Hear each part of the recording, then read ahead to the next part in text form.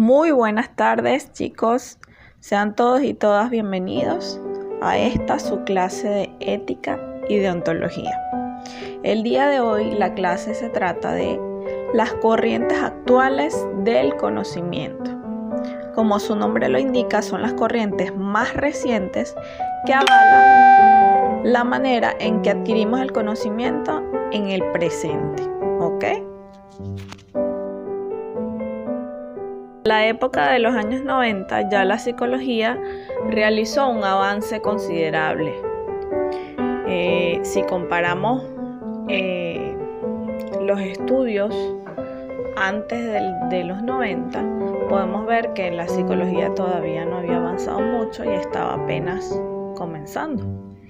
Entonces, en el año de 1995, un señor llamado Daniel Goleman publicó un libro llamado Inteligencia Emocional, en el que, explica su teoría o su argumento de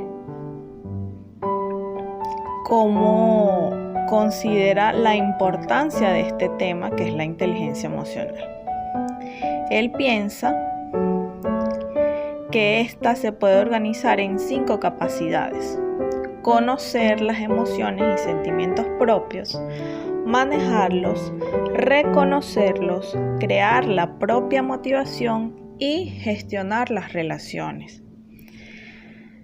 Las características de la inteligencia emocional son la capacidad para motivarse a sí mismo, de perseverar en el empeño a pesar de las posibles frustraciones, de controlar los impulsos, de diferir las gratificaciones, de regular los estados de ánimo, de evitar que la angustia interfiera con las facultades racionales y la capacidad de empatizar y confiar en los demás. Ustedes se preguntarán, ¿por qué algunas personas parecen dotadas de un don especial que les permite vivir bien, aunque no sean las que más se destacan por su inteligencia? Porque en algunos casos, chicos, existen personas que no siempre tienen las mejores calificaciones, hablando en números, ¿no? Pero tienen una personalidad muy atractiva, muy influyente. Entonces, podríamos preguntarnos, ¿por qué no siempre el estudiante más inteligente termina siendo el más exitoso? Porque unos son más capaces que otros para enfrentar contratiempos, superar obstáculos y ver las dificultades bajo una óptica distinta. Goleman demuestra cómo la inteligencia emocional puede ser fomentada y fortalecida en todos, y cómo la falta de la misma puede influir en el intelecto o hasta arruinar una carrera. En un lenguaje claro y accesible, Goleman presenta una teoría revolucionaria que ha hecho tambalear los conceptos clásicos de la psicología que daban prioridad al intelecto. Con sus postulados se demuestra el papel protagónico de la parte afectiva y las emociones en el conocimiento humano. No solamente se conoce por medio de la razón. Este punto es muy importante, chicos, porque antes se pensaba que la única manera de adquirir el conocimiento era por medio de la razón. ¿Recuerdan el racionalismo? Todo el análisis, todo científico. Y resulta que cuando llega Daniel Goleman, la cuestión cambia, porque la manera de adquirir el conocimiento no es sola, única y exclusivamente por medio de la razón y de la mente, sino que los estudios que se realizaron permitieron descubrir que la parte afectiva también está en la mente. Que juega un papel protagónico la afectividad a la hora de conocer, pues no es el mundo de los objetos el que afecta a los sentidos, sino los afectos de las personas, quienes inician, facilitan. No solo facilitan, sino que proponen, condicionan o imposibilitan el aprender y conocer según esta teoría. Dicho así suena un poquito enrevesado, pero yo se los voy a explicar con unos ejemplos bastante sencillos. Tenemos el caso 1. El caso de un niño mal alimentado. En su casa no tiene los recursos necesarios y pues el niño lo envían a la escuela, al colegio, sin la nutrición necesaria. No es un secreto para ninguno de ustedes o para nadie que cuando una persona no está bien alimentada, el cuerpo y el estado de ánimo no responde de la misma manera. Entonces en el colegio pueden estar explicando X temas y el niño no va a reaccionar ni va a asimilar ese conocimiento de la misma manera que si estuviera bien alimentado. Y no me refiero a excesos, sino lo justo y necesario en la alimentación, porque ahí los extremos tampoco son muy buenos. Pero volviendo al tema, vemos como el estado de ánimo, la alimentación y los afectos influyen en cuando nosotros vamos a adquirir un determinado conocimiento. Ese es el primer caso. El segundo caso viene siendo un niño que sí está bien alimentado, pero que en su casa hay conflictos. Hay conflictos familiares, posibilidad de divorcio, etcétera, etcétera, etcétera. Entonces, podemos ver, quizás hasta se pudiera presentar un caso de maltrato, un caso de un niño deprimido, un niño que no se encuentra feliz, que no se encuentra alegre, un niño triste. Vemos cómo las condiciones del hogar influyen en el estado de ánimo del infante. También puede ser un adolescente. Yo pongo un niño por explicar cualquier caso. Entonces, cuando este niño va a la escuela, la maestra explica cualquier cantidad de temas, no los va a asimilar de la misma manera. ¿Por qué? Porque está concentrado o enfocado en su tristeza, en esa depresión que le impide asimilar el conocimiento de la manera adecuada. Entonces, no es que el niño es bruto, no es que el niño no va a atender, simplemente que no asimila ese conocimiento de la misma manera. ¿Ok? Espero que haya quedado claro ese ejemplo. Cualquier duda, ustedes me manifiestan esa inquietud. Lo que les quiero transmitir con estos dos ejemplos es que tanto el estado de ánimo como la parte afectiva influyen en la adquisición del conocimiento. No todo es 2 más 2 es igual a 4. También tenemos en nuestro cerebro una parte afectiva, específicamente en el hipotálamo o también en el sistema límbico. Pero esto lo vamos a explicar un poco mejor en los siguientes puntos a tratar. Vean también, pueden investigar qué son los sesgos cognitivos. ¿Ok? Los sesgos cognitivos tienen relación a interpretar distorsionadamente una información, es decir, malinterpretar alguna explicación. La otra corriente actual del conocimiento es la teoría de las inteligencias múltiples. Recibió su nombre debido a uno de sus principales exponentes, que es el señor Howard Gardner, en el año 1983. Howard define la inteligencia como la capacidad de resolver problemas o elaborar productos que sean valiosos en una o en más culturas.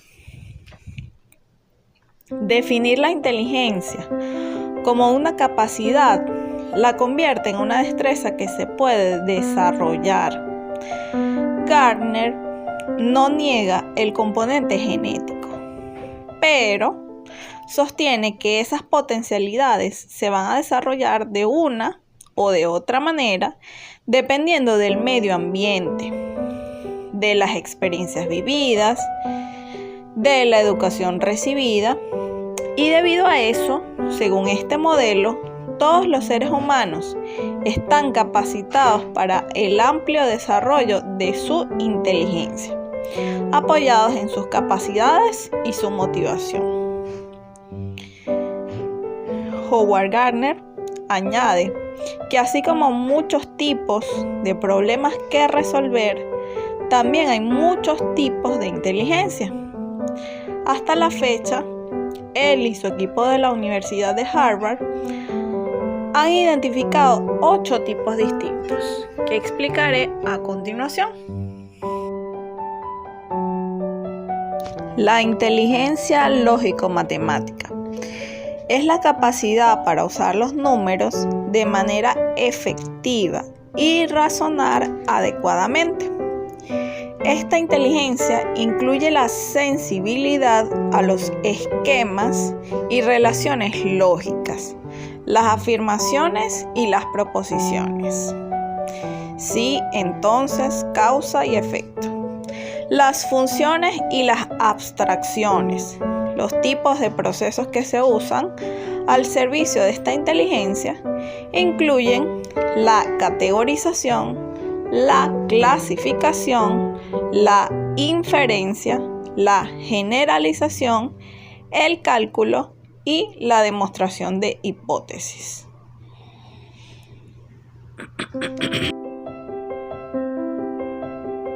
La inteligencia musical es la capacidad de percibir, por ejemplo, un aficionado a la música, discriminar como un crítico musical, transformar, es decir, un compositor, y expresar, una persona que toque algún instrumento, las formas musicales.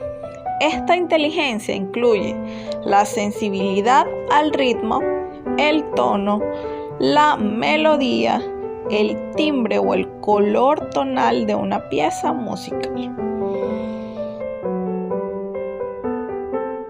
La inteligencia visual o espacial es la habilidad para percibir de manera exacta el mundo visual y espacial. Por ejemplo, un cazador, un explorador o guía, y también es la capacidad de ejecutar transformaciones sobre esas percepciones. Por ejemplo, un decorador de interiores, un arquitecto, un artista, un inventor. Esta inteligencia incluye la sensibilidad al color, la línea, la forma, el espacio y las relaciones que existen entre estos elementos. Incluye la capacidad de visualizar, de representar de manera gráfica ideas visuales o espaciales. La inteligencia naturalista son aquellas personas que no solamente tienen un profundo respeto por el prójimo, sino por el medio ambiente que lo habita. Tienden a buscar la ecología, el no desordenar o no destruir el medio ambiente. Eso incluye a los animales, a las plantas y a todo lo que les rodea. A la inteligencia naturalista también se le conoce como a la capacidad de distinguir, clasificar y utilizar elementos que se encuentran en el medio ambiente, como por ejemplo objetos, animales y plantas. se da tanto en zonas urbanas como en zonas rurales. ¿Okay? Por otro lado, tenemos la inteligencia corporal sinestésica. Es la capacidad para usar todo el cuerpo para expresar ideas y sentimientos. Por ejemplo, un actor, un mimo, un atleta, un bailarín. Así como también la facilidad en el uso de las propias manos para producir o transformar cosas. Por ejemplo, un artesano, un escultor, un mecánico, un cirujano. Esta inteligencia incluye habilidades físicas como la coordinación, el equilibrio, la destreza, la fuerza, la flexibilidad y la velocidad, así como las capacidades autoperceptivas, las táctiles y la percepción de medidas y volúmenes. La inteligencia corporal sinestésica tiene dos formas de escribirse, con K y con C. Ambas son válidas. Por si las encuentran cuando la investiguen, ambas opciones son válidas. Inteligencia interpersonal.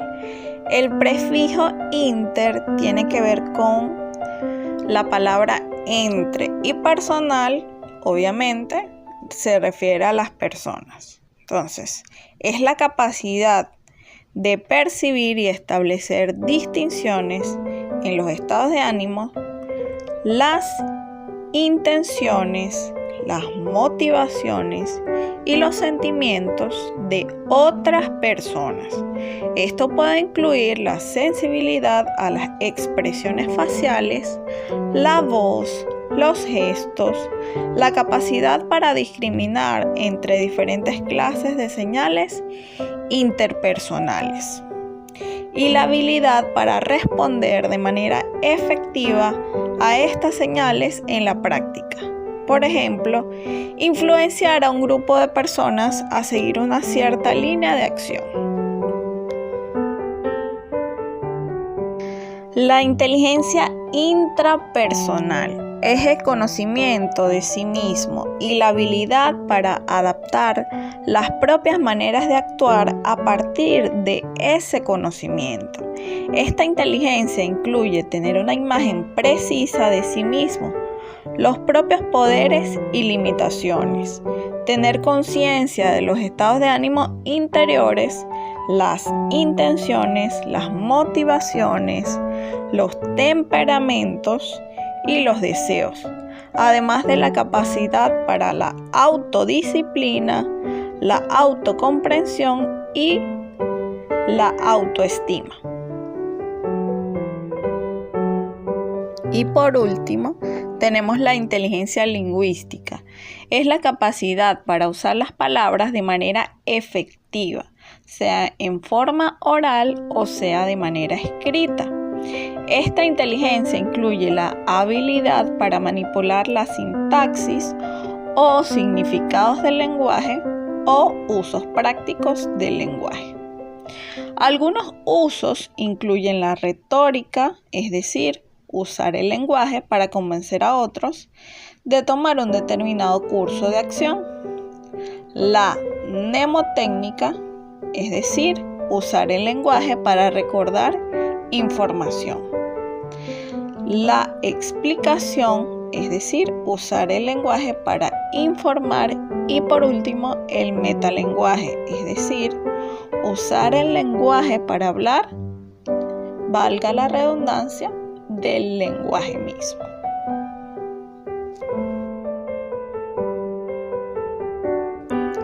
Neurociencia y cerebro triuno. Es una de las últimas corrientes del conocimiento. Fue propuesta por McLean. Este caballero realizó algunos estudios que lo llevaron a la conclusión de que el cerebro humano está formado por 3 cerebros a su vez.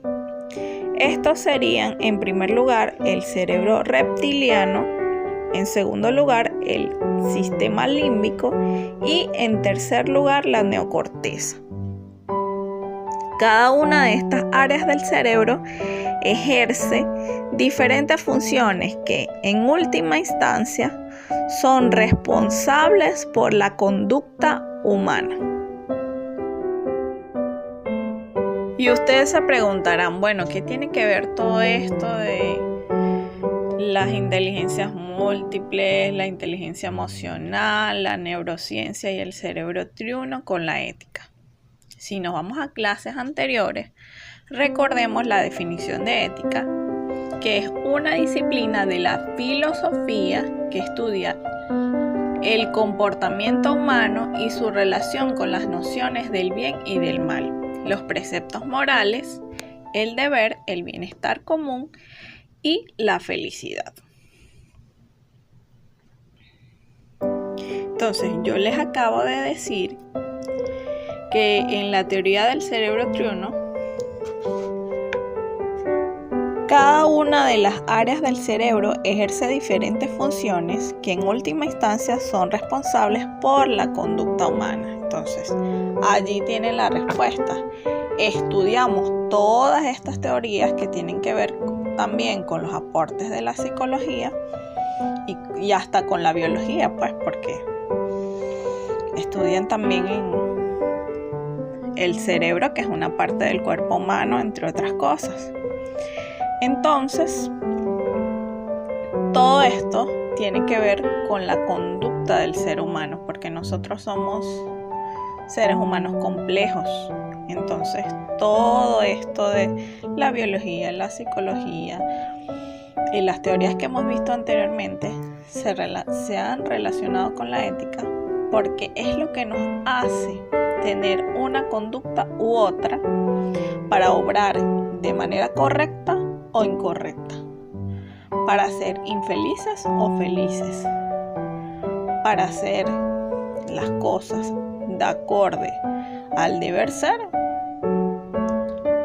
a seguir unas normas debidamente o tener una infracción, ¿ok?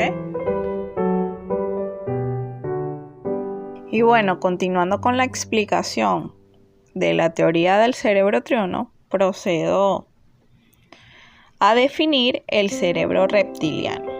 El cerebro reptiliano es el responsable de la conducta automática o programada, tales como las que se refieren a la preservación de la especie y a los cambios fisiológicos necesarios para la sobrevivencia. Algunas veces es denominado complejo reptiliano porque es típico de los reptiles y tiene un papel muy importante en el control de la vida instintiva. En consecuencia, este cerebro no está en capacidad de pensar, ni tampoco de sentir. Su función es la de actuar cuando el estado del organismo así lo demanda. Desde el punto de vista evolutivo, el cerebro reptiliano es el más primario. Esta área del cerebro controla las necesidades básicas y la reacción de luchar o huir, la cual se refiere a los cambios en el funcionamiento fisiológico que acompañan al estrés o a la amenaza. Es, por ejemplo, esa reacción ante el peligro. Por ejemplo, si vas en la calle y alguien te quiere robar, tienes dos alternativas: o peleas o huyes y te rindes. Entonces son esos instintos en situaciones adversas.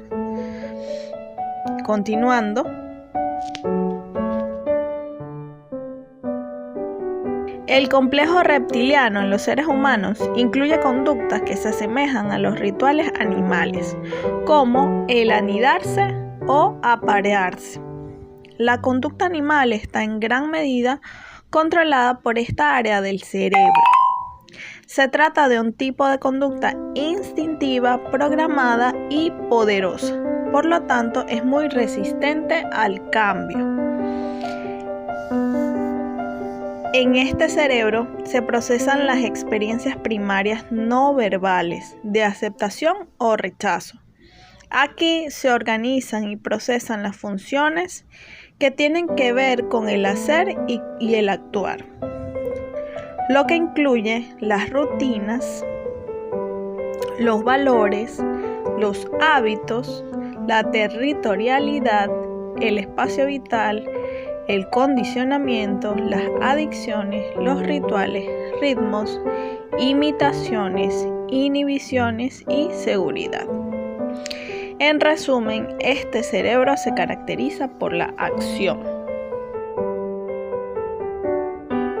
El sistema límbico tiene como función principal la de controlar la vida emotiva, lo que incluye los sentimientos, el sexo, la regulación endocrina, el dolor y el placer. Puede ser considerado como el cerebro afectivo, el encargado de energizar la conducta para el logro de las metas. El desbalance de dicho sistema conduce a estados agresivos, depresiones severas y pérdida de la memoria, entre otras enfermedades.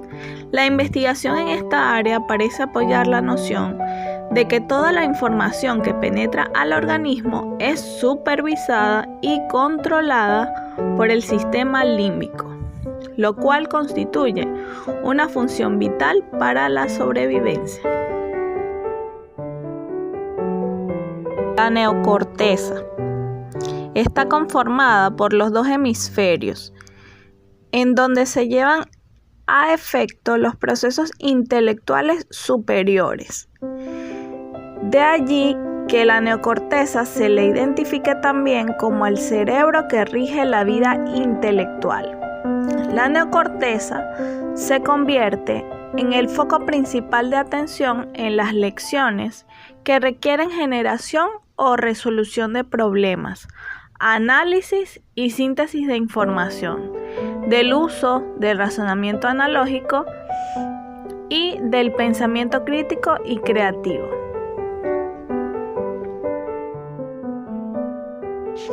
Cada sujeto tiene dos mentes conectadas e integradas por el cable de fibras nerviosas que une a ambos hemisferios.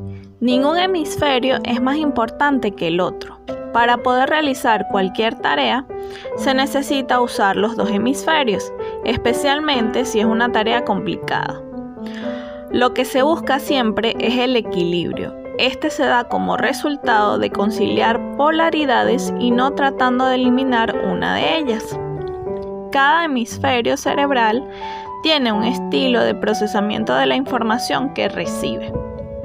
El hemisferio izquierdo procesa la información analítica y secuencialmente, paso a paso, de forma lógica y lineal. Analiza, abstrae, cuenta, mide el tiempo, planea procedimientos paso a paso, verbaliza, piensa en palabras y en números, es decir, contiene la capacidad para las matemáticas y para leer y escribir. La percepción y la generación verbal dependen del conocimiento del orden o secuencia en que se producen los sonidos. Conoce el tiempo y su transcurso. El hemisferio izquierdo se guía por la lógica lineal y binaria. Por ejemplo, categorías de sí y no, hacia arriba o hacia abajo, antes y después, más o menos. También en secuencias como 1, 2, 3, 4, etc. Este hemisferio emplea un estilo de pensamiento convergente, obteniendo nueva información al usar datos ya disponibles, formando nuevas ideas o datos convencionalmente aceptables. Aprende de la parte al todo y absorbe rápidamente los detalles, hechos y reglas. Analiza la información paso a paso.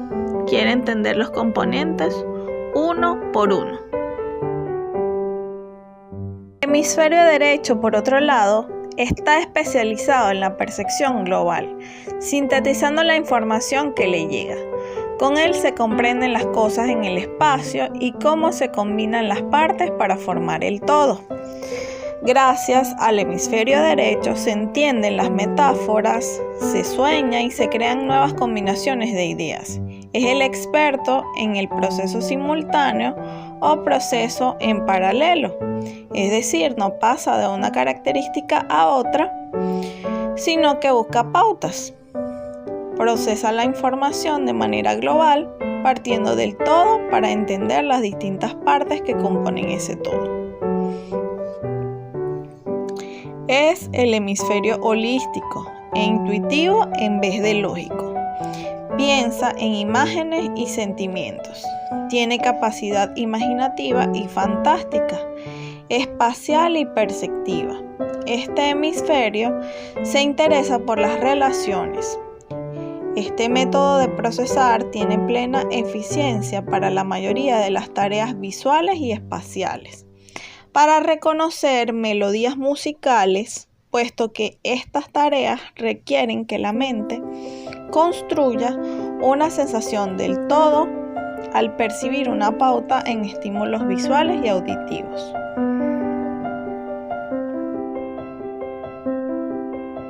El modo de procesar la información usado por el hemisferio derecho se producen las llamaradas de intuición, momentos en los que todo parece encajar, sin tener que explicar las cosas en un orden lógico.